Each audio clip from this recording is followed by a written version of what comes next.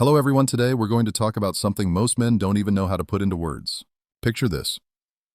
A man sits in the passenger seat of a car, staring out the window. His partner is driving, talking about weekend plans, about groceries, about bills, but he's barely there. His face is calm, too calm. Inside, he's drained, not angry, not upset, just gone. You wouldn't know it, but that's what emotional exhaustion looks like when it's done hollowing someone out. And for millions of men today, this quiet emptiness is their daily state of being. We're taught to believe men are simple, that they don't feel deeply, that their emotional needs are minimal. But here's the truth. Men feel everything. They're just trained not to show it. So before you get too comfortable, take a moment to like the video and subscribe, but only if you really like what I'm doing here. And drop a comment below with your city and what time you're watching this. I want to know where we're having this conversation from. Let's begin. The silent collapse begins. This story isn't about hatred. It's not about blaming women. It's not even about painting men as victims. It's about truth. A truth that's been whispered between locker room talks, unspoken in therapy rooms, and completely erased in most public conversations. Modern relationships are emotionally exhausting men, and they're too tired to explain why. Let me tell you a story. There's a guy, we'll call him Mark. He's 32, works a regular 9-5, pays his bills, shows up on time, stays loyal, remembers birthdays, listens when his girlfriend vents, tries to be the emotionally available man she always says she wanted. But lately, Mark has stopped speaking much. He doesn't ask questions like he used to, doesn't plan surprise dates, doesn't initiate conversations about the future. And when asked if something's wrong, he says the most dangerous sentence a man can say, "I'm fine." Except he's not. He's drowning. And the worst part, he doesn't even know when it started. Was it the first time he was called too sensitive for expressing how something made him feel? Was it the time he planned a romantic dinner and got told, "Why didn't you book something fancier?" Was it when he sat through her emotional breakdowns only to be told weeks later, "You don't open up to me"? Exhaustion doesn't come from one moment. It comes from a million tiny cuts. Men aren't conditioned to identify emotional fatigue. They don't have the language. They don't have the social permission. They don't have the space. And in relationships where they're supposed to find sanctuary, they often find expectations, contradictions, and subtle forms of emotional dismissal. You see, emotional exhaustion isn't about crying in the shower or screaming into pillows. That's emotional release. Emotional exhaustion is worse. It's the numbness. It's feeling nothing when you should feel something. It's being asked, "What's wrong?" and not having the energy to answer because you know the answer won't be heard. It's performing a role day after day while wondering when you'll finally be appreciated for simply being. Mark isn't alone. Men across the world are quietly collapsing under the weight of emotional suppression. And they're not quitting their relationships with explosive fights. They're quitting emotionally long before they walk out the door physically. They stay, but they shut down. They nod, but they don't speak. They smile, but they don't feel. Because when your feelings don't feel safe, silence becomes your only defense. Now here's something no one tells you. Many emotionally exhausted men still love their partners. They don't leave because they don't care. They leave because they don't feel cared for. They leave because they're tired of fighting to be heard, tired of always trying to be better, tired of being blamed for the invisible weight they carry and never dropping. Modern relationships have become pressure chambers for men. Be vulnerable, be strong, be gentle, be assertive, provide more, take me out, stay home with me, be spontaneous, plan ahead.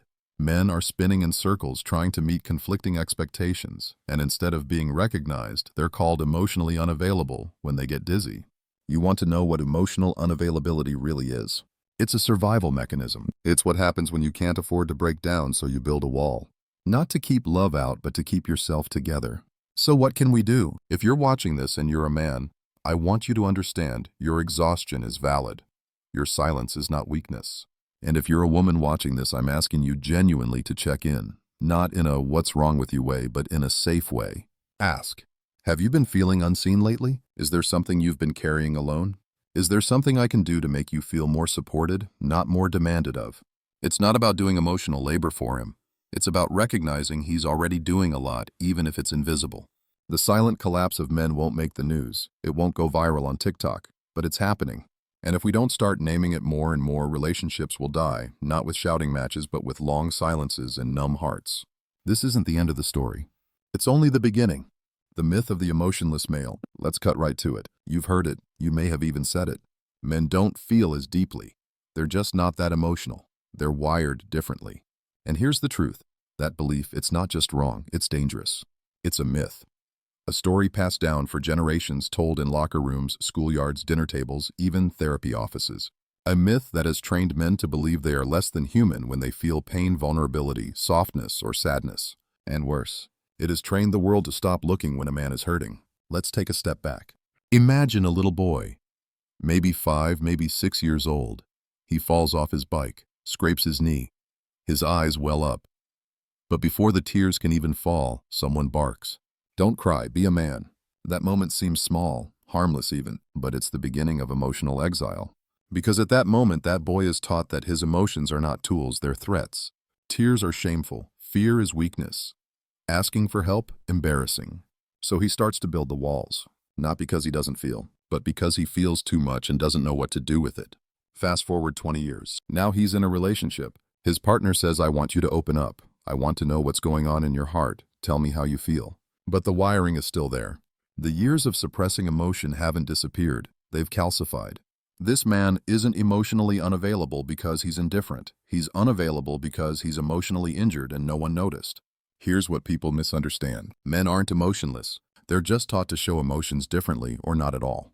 A man may not say, I'm feeling anxious, but he may zone out for hours playing video games or endlessly scrolling. A man may not cry when he's hurt, but he'll cancel plans. He'll go quiet. He'll forget to eat. A man may not say, I feel unloved, but he'll work late. He'll stop initiating sex. He'll become sarcastic and distant. Men communicate emotion through behavior. But because the behavior doesn't look like the emotional scripts we expect, we say they're cold, detached, unfeeling, and we miss it over and over and over again. This emotional misalignment is one of the biggest reasons men feel exhausted in relationships today. They're constantly misunderstood. And when they try to express emotion in the only language they know, through effort, through consistency, through quiet presence, it often goes unrecognized. So they ask themselves, what's the point of feeling deeply if no one believes I do? Let me share something from real life. A man once said in a men's group, I cried in front of my girlfriend once. I was going through a lot. You know what she said? She said it made her uncomfortable. She said I should go to my guy friends with that stuff. He never cried in front of anyone again. That's not because he stopped hurting. It's because he learned the cost of showing it. There's a second half to the myth of the emotionless male. Not only are men assumed to be less emotional, they're expected to carry others emotionally. Hold space, be strong, be stable, be her rock, be her therapist, be her protector. So let me ask, how can a man be someone's emotional anchor if he's never taught how to swim? This myth doesn't just hurt men, it hurts relationships. It creates a dynamic where women may believe they're more emotionally evolved, more self-aware, more open. And that can turn into unspoken superiority. The message becomes, I feel things, you don't. I process things, you avoid. I care, you disconnect. But often both people are drowning, just in different ways. So what do we do with this? We need a cultural rewrite. We need to kill the myth of the emotionless male and replace it with truth. Men feel, men break, men cry, men crave connection. Men need to be held too. And not just when it's convenient, not just when they're stoic and composed, but when they're messy, confused, emotional. Because that's when they need love the most. If you're a man watching this and you've ever been told you're too cold, too distant, too robotic, I want you to hear this. You were never meant to numb yourself to be loved. You were meant to feel everything and be met with understanding, not punishment. And if you're a woman watching this, here's a thought to sit with. What would change if you believed that the man in your life feels as deeply as you, but expresses it in a language no one ever taught him? The myth is breaking, slowly. Men are starting to reclaim their emotional truth, but it starts with awareness. Not just from men, but from everyone who claims to love them. Dating apps in the era of infinite choice. Let's walk into the modern dating world for a moment. Not the fairy tale version. Not the rom-com scene where two people lock eyes across a coffee shop. No, let's talk about how most people date today. Thumbs, screens, swipes. It's fast, it's flashy, it's addictive. And it's turning the pursuit of love into a psychological casino, especially for men. Imagine this. A guy, let's call him Theo, downloads a dating app. He picks his best photos. One with his dog, one from a hike, one where he's dressed well and smiling, looking effortlessly approachable. He writes a profile that says he's emotionally available, employed, funny, but not trying too hard. Then he swipes, and swipes, and swipes. After an hour, no matches. After a day, one match, but no reply. After a week, maybe a short conversation. That vanishes mid-sentence. Welcome to the emotional treadmill of modern dating. It's not just that men are getting fewer matches. It's that they're being asked to stay hopeful in a system designed to burn them out. Let's talk numbers for a second. Studies have shown that men swipe right on dating apps far more than women. Why? Because statistically they get far fewer matches.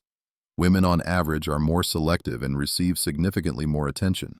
This imbalance creates two separate realities. For many women, dating apps can feel overwhelming. Too many matches, too many shallow conversations, a flood of options. For many men, dating apps feel like shouting into the void. Silence, rejection, ghosting, a total absence of feedback or humanity. And the emotional toll, it's massive. Dating apps sell you a dream. Love is just one swipe away. But what they don't tell you is that they've turned dating into a game of volume over value. It's not about connection, it's about consumption. You don't meet people anymore. You collect them and then discard them. If someone doesn't reply within an hour on Match. If someone doesn't text back with enough enthusiasm, ghost. If someone reveals a flaw or says something mildly off. Next. Men are emotionally exhausted because they're constantly auditioning, and they don't even know what role they're auditioning for because the script keeps changing. Here's the hidden emotional layer no one talks about. Every rejection, every ghost, every silence, it doesn't just say she wasn't interested, it says you weren't good enough. Multiply that by weeks, months, years, and now you have an entire generation of men quietly questioning their value not just as partners, but as people. Let's not pretend women aren't also frustrated by dating apps. They are. Many are heartbroken, disappointed, jaded. But for men, the core experience is often not about heartbreak. It's about invisibility. There's a difference between being rejected and never being seen in the first place. And that's what's breaking men emotionally. Now let's add another layer: social media. You're constantly seeing posts like, he better be 6 feet 6 figures and six-pack. I don't settle. I upgrade. Men are trash. Stay toxic, queen. They're jokes, yes, memes, satire. But for a man trying to show up emotionally, respectfully, sincerely, it starts to feel like the whole world is telling him, no matter what you do, it'll never be enough. This digital dating culture breeds insecurity and comparison on both sides. But for emotionally sensitive men, the ones who actually want connection, not just hookups, it's devastating. Because the apps encourage shallow behavior. Men are reduced to photos and taglines. Not personality, not heart, not depth. And when they try to be thoughtful, kind, emotionally intelligent, it often goes unnoticed in the algorithm. So what happens? Eventually, men either give up, delete the apps, and retreat emotionally. Adapt and become what they think the app wants: aloof, nonchalant, detached. Mask up, pretending they don't care just to survive the game. In all three cases, something real is lost. And ironically, the man who was most ready for love becomes the one least likely to try again. Now let's be clear. Dating apps can lead to love. Many people have found genuine connections through them. But we can't ignore the emotional casualties they're creating, especially among men who enter the space with hope and leave with shame. So what's the answer? It starts with honesty. Men, you don't have to play the cool game if that's not who you are. Your worth isn't defined by match rates. Your value isn't erased by a left swipe. Women, recognize that men's emotional energy is limited too. That behind every hey message might be a man genuinely trying. That ghosting isn't harmless. It chips away at confidence little by little. Modern dating is exhausting because it's not about people anymore, it's about personas. But real love, real connection, it happens outside the game, in presence, in patience, in seeing each other fully. And for the men trying to stay emotionally present in a system that rewards disconnection, you're not weak, you're resilient. Modern love, ill-transactional love. Let's go deeper. We've talked about dating apps, about emotional suppression, about invisibility. But there's another layer of exhaustion for modern men, and it's one of the most emotionally draining of all. Love has become transactional. That sounds harsh, doesn't it? But think about it. Today, relationships often revolve around what each person brings to the table, not who they are. Love, in many cases, has stopped being about being and started being about doing. Let's take an example. Jason, 29, works in tech, makes decent money, goes to therapy, reads relationship books, takes accountability, plans date nights, listens deeply. Sounds like a great guy, right? But he keeps hearing the same feedback. You're nice, but I just don't feel that spark. I'm looking for someone more. More what? More money, more status, more drama, more emotional highs and lows. Jason doesn't know. But he knows one thing. He's tired of auditioning for love. Relationships used to be about companionship, trust, affection, and growing together. Now, more often than not, they feel like business arrangements. What are your qualifications? What are your emotional skill sets? What income bracket are you in? How tall are you? Do you own property? How many vacations do you take a year? Modern love has become performance-based, and performance is exhausting. There's nothing wrong with standards. But when standards turn into checklists, love becomes a competition, not a connection. And men, particularly those who are emotionally invested, begin to feel like they're never enough because their worth is being measured in external metrics, not internal value. You could be kind, consistent, emotionally intelligent, and still be discarded if you don't have the right car or alpha energy. This kind of conditional love breaks men in invisible ways. It teaches them, if I don't provide, I'm unlovable. If I'm vulnerable, I'm less masculine. If I can't impress, I'll be replaced. Here's the paradox. We live in a time where people talk about emotional safety, equality, and authenticity. But underneath it all, many relationships are quietly driven by exchange. I give you affection if you give me stability. I'll stay soft if you stay strong. I'll nurture your heart if you protect my lifestyle. This isn't partnership, it's negotiation. And negotiation without emotional safety becomes a battlefield in disguise. Let's break down how this shows up for men. A man who shows love through acts of service is told, you never say sweet things. A man who expresses vulnerability is told, you're not decisive enough. A man who prioritizes emotional support over financial ambition is told, you're not driven. No matter which way he turns, he's in deficit. And after a while, he stops showing up fully, not because he doesn't want to, but because he's tired of not being valued unless he's producing something. And here's a brutal truth. Many men don't feel loved for who they are. They feel loved for what they can offer. That's not love. That's a subscription service canceled the moment the benefits stop. This transactional model also makes relationships more fragile, because the moment a man struggles, loses a job, goes through depression, hits a low season, he's no longer valuable. And many men have experienced this firsthand. They were there through their partner's worst, but weren't extended the same grace in return. They were protectors, providers, planners until they couldn't be. Then they were judged, resented, or left. The message they receive, your emotions aren't as important as your utility. This isn't about blaming women. It's about recognizing a cultural shift, one that's hurting both genders. When love becomes transactional, everyone loses. Men feel objectified for their status. Women feel pressured to chase high-value partners instead of meaningful connection. And both end up in cycles of disappointment, distrust, and detachment. So what's the way out? Rehumanize love. See people, not profiles. Listen for heart, not hustle. Ask, how do you love, not just what do you earn? Offer grace, not just expectations. True love is inconvenient. It doesn't always align with our plans. It isn't always exciting, but it's real. And it's built on being, not bargaining. To the men feeling used, unseen, or emotionally taxed by the relationship economy, you are not a product. You don't need to be rich, ripped, or ruthless to be worthy of love. You need to be honest, whole, and respected. And if someone only sees your value through what you give them, that's not your partner. That's your customer. Walk away, because your emotional peace is not for sale. Good men finish exhausted. Let's talk about the so-called nice guy. You know the type. The man who listens, who shows up, who doesn't cheat, doesn't lie, doesn't play games. He holds the door open. He remembers your coffee order. He texts good morning because he actually cares how your day starts. He's not trying to be perfect, he just wants to be present. But here's the question no one's asking. Why do so many good men end up completely drained mentally, emotionally, and spiritually after a relationship? The answer is uncomfortable. Because often good men don't just love their partners, they try to heal them. They don't just date, they carry. And after months or years of holding space, suppressing their needs, and quietly enduring emotional erosion, they finish exhausted. Let's meet Daniel. Daniel's the kind of guy every friend says she's lucky to have you. He's supportive, empathetic, doesn't raise his voice, pays attention. When his girlfriend spirals emotionally, he becomes her rock. When she doubts herself, he uplifts her. When she lashes out, he absorbs it. But over time, something shifts. Daniel stops smiling as much. He stops going out with friends.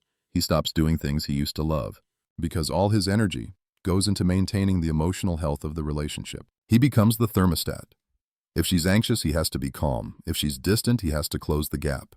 If she's unhappy, he has to figure out why and fix it. Here's what no one tells you. Being a good man in modern relationships can feel like being in a constant state of emotional performance. It's not about being appreciated, it's about avoiding disappointment. Good men try so hard to not be like other guys that they become hyper-attuned to every potential trigger, mood swing, or unmet expectation. And that kind of emotional hypervigilance, it's soul-crushing. Because no matter how hard they try, the bar keeps moving. This is where exhaustion begins. Not from big dramatic fights, but from the daily weight of emotional micro-sacrifices. I won't bring that up, it'll just start a fight. I'll cancel plans. She's feeling low tonight. I'll stay silent. My feelings aren't as important. I'll apologize again even though I didn't do anything wrong. Every day, small pieces of themselves are given away, not in love, but in fear. And the worst part, they still get told you're too quiet, you've changed, you're not emotionally available. Let's break the illusion. Just because a man doesn't complain doesn't mean he's fine. Just because he keeps giving doesn't mean he feels appreciated. Just because he's still around doesn't mean he's still present. Good men don't explode, they erode, quietly, gradually, tragically. There's another cruel irony. The nicer the guy, the more likely he is to stay in relationships that hurt him. Why? Because he believes, if I love her harder, she'll heal. If I give more things, we'll get better. If I stay calm, we won't fall apart. But relationships are not won through suffering. They're built through reciprocity. And good men aren't meant to be emotional pack mules hauling the unresolved trauma of others without support. Sometimes good guy energy becomes a trap. Because it's not rooted in boundaries, it's rooted in self-erasure. And when a man's identity is built around being the safe one, the stable one, the reliable one, he often forgets that he has needs too. Until one day he wakes up, looks in the mirror, and doesn't recognize the man staring back. Not because he lost himself in love, but because he wasn't allowed to be himself in it. Here's the cold truth. Many good men are left not because they failed, but because they became too emotionally consistent. No drama, no chaos, no highs and lows. And in a world addicted to stimulation, the steady heart often gets overlooked. She says, I need space. She says, I just feel numb. She says, we've grown apart. And he's left wondering, how did doing everything right end up feeling so wrong? So what do? Men, stop trying to be perfect and start being whole. Set boundaries before resentment grows. Speak up even if your voice shakes. Don't be the emotional janitor for someone who keeps breaking things. Women, don't punish consistency with boredom. If you want an emotionally available man, create a space where he doesn't feel like his emotions are liabilities. Ask him how he's doing, not just how he can make you feel better. Good men are not limitless fountains of love. They bleed, they burn out. And when they finally walk away, they don't come back bitter, they come back wiser. Because they've learned, being good doesn't mean giving everything away. It means giving the right things to the right person who gives in return. What women can learn too. We've traveled far through silence, shame, love loss, resentment, and resilience. We've listened to what modern men can't always say out loud. But this final chapter isn't just about men. It's also a message for the women who care, who want better, and who are ready to grow with not against the men in their lives. Because if relationships are going to evolve, we have to evolve together. Let's start here. Men aren't asking for less, they're asking for real. They want emotional connection, but not emotional chaos. They want to be vulnerable, but not punished for it. They want to show up fully, but they need to be met there, not left standing alone. So, to the women watching, this is not an accusation. This is an invitation. To look at love with new eyes. To understand that while patriarchy has hurt you, it has wounded men too in silent, often invisible ways. Men have been taught to suppress their pain, to hide their needs, to earn love through effort, to only be desirable when they're performing financially, emotionally, physically. Many of you have been conditioned to expect this, that he'll absorb your storms without ever having one himself, that he'll never need reassurance because he's a man, that he'll protect your heart even when his is breaking. But relationships aren't service agreements, they're sacred partnerships. He doesn't need another boss, critic, or therapist. He needs a witness, a friend, a co-creator. Here's what you can do. Choose curiosity over criticism. If he goes quiet, don't assume the worst. Ask softly, listen fully. Celebrate stability. Don't confuse emotional maturity with emotional dullness. Steady men are sexy if you're ready for peace. Make emotional space. If he's learned to silence himself, don't demand vulnerability on your timeline. Show him he's safe and he'll open. Give without keeping score. Good men feel used when love becomes conditional, when it's only returned when they perform. Reciprocate without agenda. Honor the effort. He may not express love the way you do, but effort is expression. Learn his language, not just your own. And most importantly, don't mistake emotional exhaustion for indifference. If he's pulling away, it may not be because he stopped caring. It might be because he cared too much for too long without being seen. Good men leave when they feel invisible. Not because they want to, but because staying hurts more than leaving. If you've been with a man who gave everything and now he's gone, ask yourself, did he ever feel safe being human around you? Did he have to be perfect, or could he be honest? Did you listen to his silence or just wait for your turn to speak? This journey doesn't end in blame. It ends in awareness. Because the future of love can be softer, deeper, freer, but only if we build it together. Men are ready, but they're tired. And now, more than ever, they need women who are willing to meet them in the middle, not with demands, but with empathy. Because when men feel seen, heard, and safe, they don't shut down, they rise. And so do the relationships they're in. Let's build love that heals, not drains. Love that honors the soul, not just the role. Love that begins with this question: how can I see you more clearly?